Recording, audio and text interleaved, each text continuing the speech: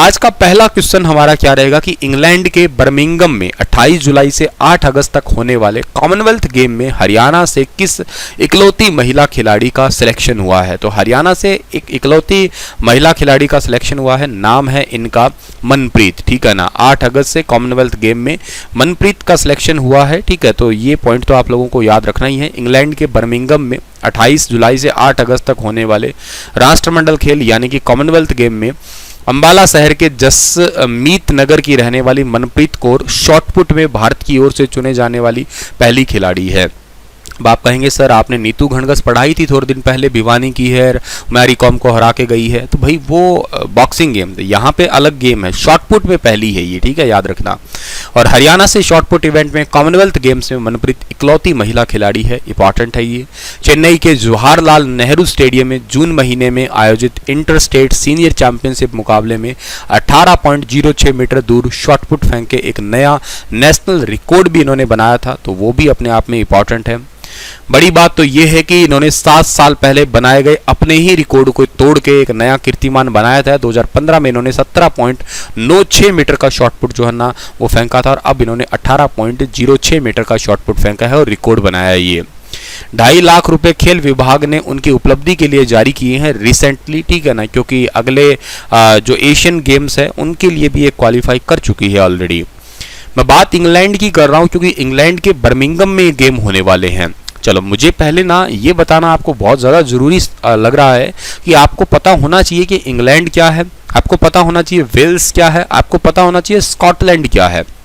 बिल्कुल सर पता तो होना चाहिए, ठीक है, पता लगवाता हूं आप लोगों को मैं। देखिए सबसे पहले ये जो ऊपर वाला एरिया आपको एक शेडेड पोर्शन में दिखाई दे रहा है ना, इस वाले एरिया को जो है ना आप लोग कहा करते हो स्कॉटलैंड, ठीक है ना। इसका नाम क्या है, स्कॉटलैंड है, याद रखना। वर्ल्ड ज्योग्राफी जो पढ़ते हैं, जो ज्योग्राफी के स्टूडेंट रहे हैं उनको तो खैर वैसे भी बहुत अच्छे से सब कुछ आता ही है, ये मैप वैप तो अच्छे से पढ़ ही लेते हैं वो, ठीक है ना। तो ये स्कॉटलैंड है ऊपर वाला। इधर वाला ये एरिया जो है ना ये है इंग्लैंड है, और इधर वाला जो एरिया है इसको आप लोग कहा करते हो वेल्स कहते हो। एरिया वाइज जो ज्योग्राफी से रिलेटेड स्टूडेंट है उनको अच्छे से पता होगा, एरिया वाइज सबसे बड़ा इसके अंदर जो है ना वो कौन सा है, एरिया वाइज सबसे बड़ा इनमें है इंग्लैंड।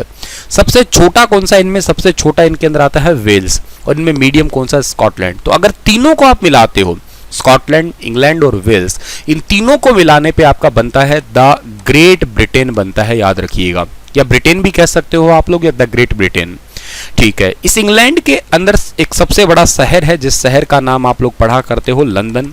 ये जो आपका लंदन शहर है ना, इस लंदन शहर को दुनिया में पढ़ाई के लायक सबसे बेस्ट शहर घोषित किया है अभी रिसेंटली जुलाई के फर्स्ट वीक में ही, तो वो तो इंपॉर्टेंट है ही। और ये लंदन सबसे बड़ा है तो करके इंग्लैंड की राजधानी भी आप लंदन ही बोल देते हो, और आप ब्रिटेन का भी जो सारा काम होता है एज ए कैपिटल वाइज वो लंदन में ही होता है।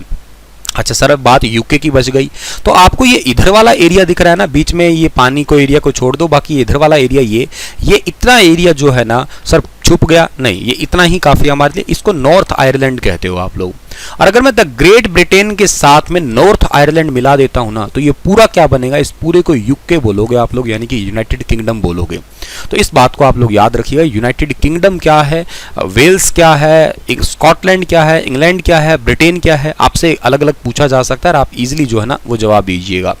करेंसी कौन सी है यहाँ की, करेंसी का नाम है पौंड स्टर्लिंग है, ठीक है ना, ये याद रखना है आप लोगों को। इसके अलावा जो है ना बोरिस जॉनसन यहाँ पे थोड़े दिन पहले चर्चा में थे, क्योंकि बोरिस जॉनसन अपने पार्टी के पद से इस्तीफा दे चुके हैं, तो वो इंपॉर्टेंट है। ऋषि नाम के एक व्यक्ति जो इंडियन भारतीय मूल के हैं और वो अभी इस रेस में सबसे आगे है, शायद वो पार्टी के अध्यक्ष बने, और इसके अलावा आने वाले शायद ब्रिटेन के प्रधानमंत्री भी वो बने, तो भविष्य देखो क्या रहता है, ठीक है। चलिए हाँ, ये कॉमनवेल्थ गेम हो रहे हैं तो ठीक बात है। एक कॉमनवेल्थ से रिलेटेड करंट अफेयर आपके आगे शेयर करना चाहूंगा मैं। कॉमनवेल्थ गेम की शुरुआत तो 1930 में हुई थी, वो तो चलो सर हमें पता है। कहाँ पे स्टार्ट हुई थी हमें पता है सर, हैमिल्टन के अंदर हुई थी, ठीक है ना, याद होगा। हैमिल्टन कहाँ पड़ता है सर, हैमिल्टन पड़ता है आपका कनाडा में पड़ता है, वो तो ठीक है। अब हो रहे हैं, ठीक है सर जी, अब तो मैंने बता दिया इंग्लैंड के बर्मिंघम में हो रहे हैं, ओके रिपोर्ट 2022 के हो रहे हैं, ठीक है ना। हर ये क्या कहते हैं आपके 4 साल बाद होते हैं, तो 2026 के कहाँ होंगे सर, 2026 के होंगे विक्टोरिया में। विक्टोरिया कहाँ पड़ता है सर, विक्टोरिया पड़ता है ऑस्ट्रेलिया के अंदर, ठीक है ना। और 2018 के कहाँ हुए थे, 2018 के हुए थे मॉस्को में। मॉस्को कहाँ पड़ता है, रशिया की राजधानी है मॉस्को, ठीक है। अभी रिसेंटली कॉमनवेल्थ में 2 कंट्री ऐड हुई है, ये खूब चर्चा में बात आई थी।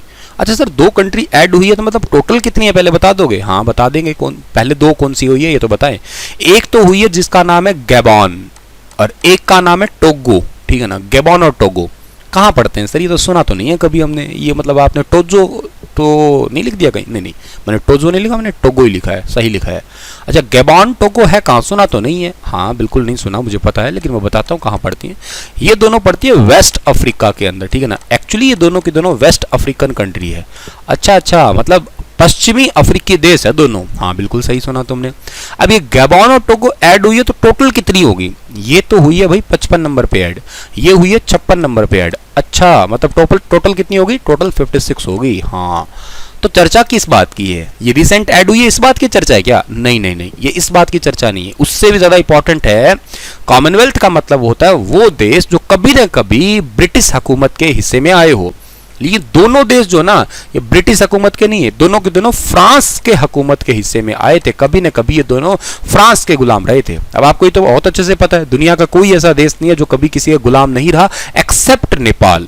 अच्छे से पढ़ा होगा, जिन्होंने वर्ल्ड ज्योग्राफी को डिटेल से पढ़ा होगा उनको तो बहुत अच्छे से पता है, ठीक है ना, कि बेसिकली क्या है कि नेपाल जो है ना आज तक कभी किसी का गुलाम नहीं रहा। नेपाल गुलाम ना रहने के अलावा पूर्णतः हिंदुओं का राष्ट्र भी है। सो ऐसे ही जो है ना, मैं कह रहा हूं कि दुनिया में नेपाल को छोड़ के बाकी कोई देश ऐसा है ही नहीं जो कभी किसी का गुलाम नहीं रहा। अच्छा, सबसे ज्यादा गुलाम तो रखा है ब्रिटेन वालों ने। 2 नंबर पे फिर बात आती है तो इन फ्रांसियों की बात आती है। 3 नंबर पे पुर्तगाली है, 4 नंबर पे डच है। ये बहुत है, इन्होंने गुलाम रखा ही था। तो ये दोनों बेसिकली इंग्लिश में आप कहें तो French speaking west African countries है। अच्छा, तो अब ये किसके अंडर आ गए? अब ये कहां पे आ गए? कॉमनवेल्थ में आ गए। ये बड़ी चर्चा है। अच्छा सर, फिर एक बात बताओ, क्या ये सब पहली बार ही हुआ है क्या? मतलब ये गैबॉन और टोगो जो फ्रांस के कभी न कभी कब्जे में थे और इंग्लैंड के नहीं थे, या यूं कहिएगा एक अपोजिट तरीके से आए कॉमनवेल्थ में, तो ऐसा कभी कोई और देश नहीं आया क्या इसमें?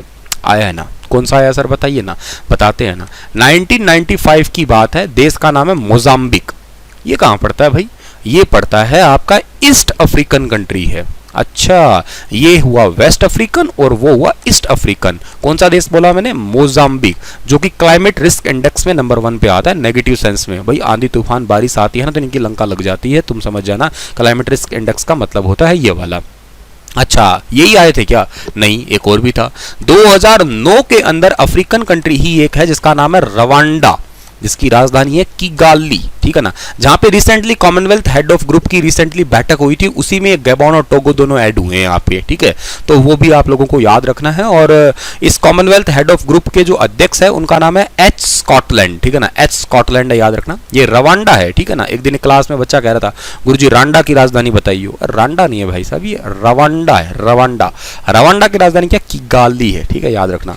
तो रवांडा है ये, 2009 में ये है। तो ये इंपॉर्टेंट है, जरूर याद रखना। आप सोचोगे सर तो आज ज़्यादा ज्ञान देने लगे, बहुत मतलब इतने दिनों के 2 दिनों के भरे हुए हैं, लगे हुए हैं डिटेल में पूरा। अरे नहीं, मतलब चीज़ें याद आ जाती है तो बताना चाहिए ना, क्यों? क्या कहते हो, है ना। अगला